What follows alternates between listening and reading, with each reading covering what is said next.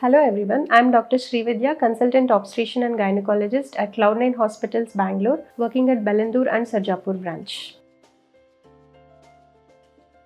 Thalassemia is a genetic condition wherein the body will not be able to synthesize hemoglobin to not more than 10 grams most of the times. And in India, with a high incidence of thalassemia carriers, like incidence is around 4%. In fact, it is much more than the incidence of the Down syndrome screening, which we do it for each and every patient.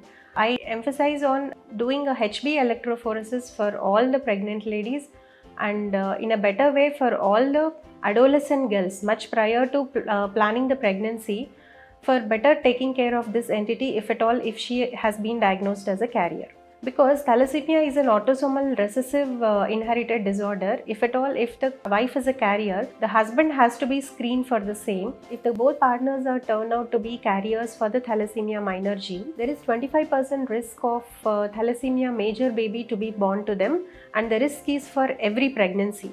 It is not that a baby with thalassemia major is born in a previous pregnancy, so the next pregnancy there is no chance.